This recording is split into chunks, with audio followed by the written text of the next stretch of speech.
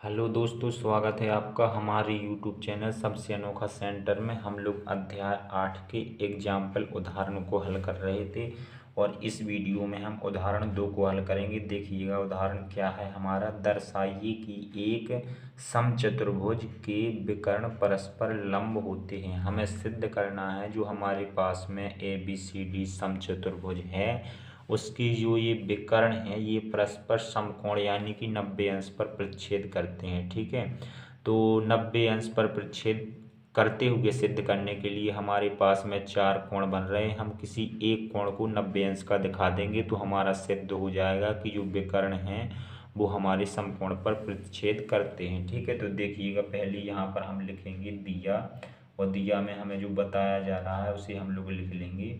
यहाँ पर हेडिंग डाल लेंगे दिया, और दिया में हम लोग क्या लिख लेंगे जो हमारे पास में ABCD चतुर्भुज है वो कैसा चतुर्भुज है, एक समचतुर्भुज है। तो यहाँ पर लिखेंगे ABCD एक समचतुर्भुज है, एक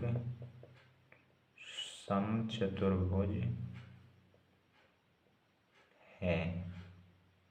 ठीक है, अर्थात हम क्या लिख सकते हैं, समचतुर्भुज में हम क्या जानते हैं, समचतुर्भुज में चारों भुजाएं बराबर होती हैं, यानी कि हम लिख सकते हैं AB बराबर BC बराबर CD बराबर DE। चारों भुजाएं बराबर होंगी चूंकि हमारे ABCD क्या है, समचतुर्भुज है, और समचतुर्भुज में तो चारों भुजाएं बराबर होती हैं तो हमने लिख दी हैं। ठीक है, अब जो हमें सिद्ध करना है उसे भी लिख देते हैं। यहाँ पर हेडिंग डाल लेते हैं सिद्ध करना, सिद्ध करना।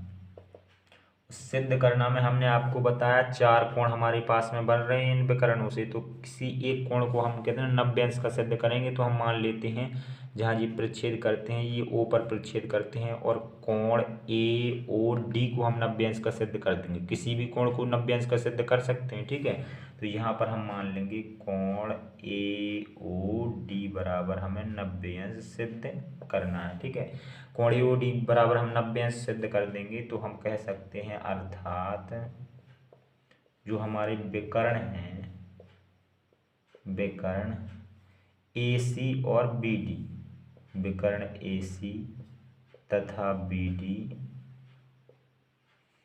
परस्पर समकोण पर,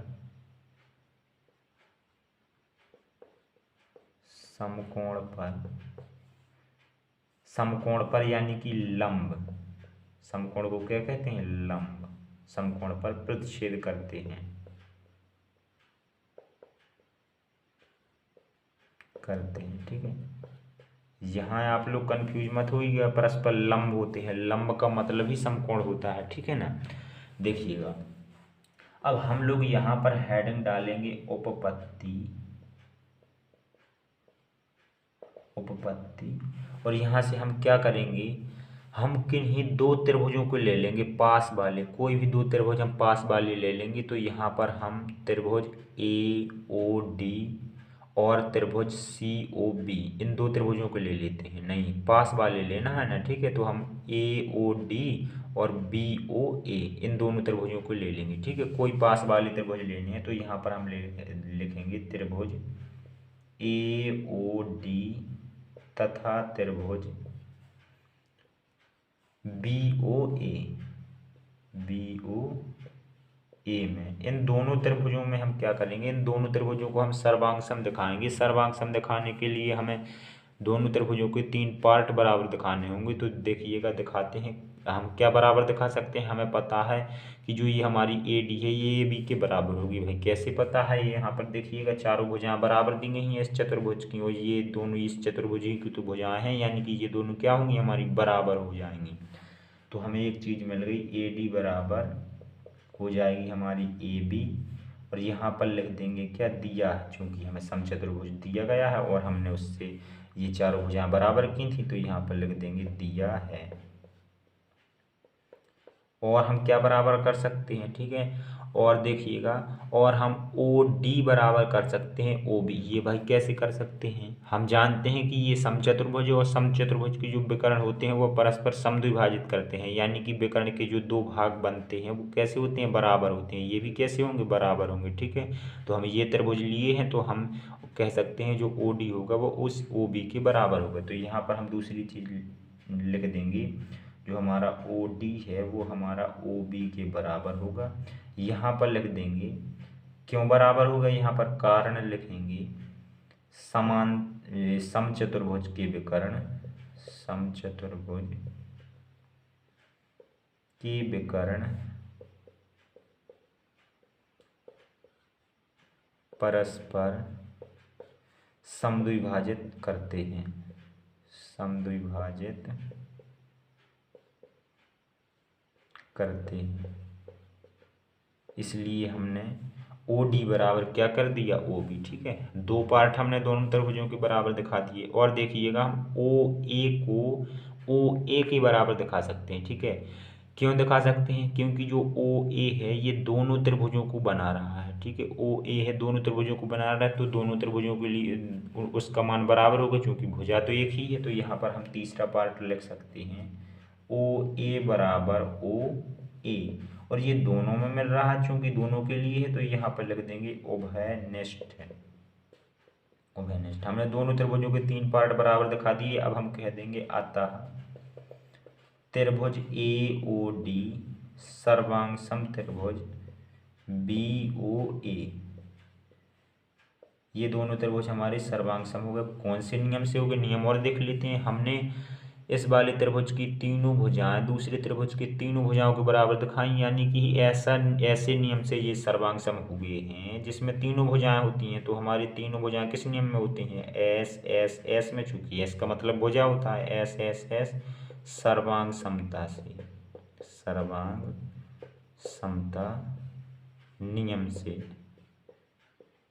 से ये दोनों त्रिभुज हमारे सर्वांग सम हुए हैं। ठीक है, अब जब हमारे ये दोनों त्रिभुज सर्वांग सम हुए हैं तो हम सीपीसीटी से क्या कर सकते हैं, कोण ओ बराबर कोण ओ, यानी कि या फिर कह लें कोण ए ओ डी ये वाला कोण, और कोण बी ओ ए ये वाला कोण, ये हम सीपीसीटी से बराबर कर सकते हैं। कोण ए ओ डी और कोण बी ओ ए ये दोनों हम बराबर कर सकते हैं। तो यहाँ पर लिख लेंगे, इसलिए क्योंकि हम जानते हैं सर्वांग सम त्रिभुजों की संगत पार्ट क्या होते हैं, बराबर, इसलिए हम यहाँ पर लिखेंगे कोण ए ओ डी बराबर कोण बी ओ ए। यहाँ पर लिख देंगे सीपीसीटी, सीपीसीटी का मतलब सर्वांग सम त्रिभुजों की संगत पार्ट बराबर होते हैं।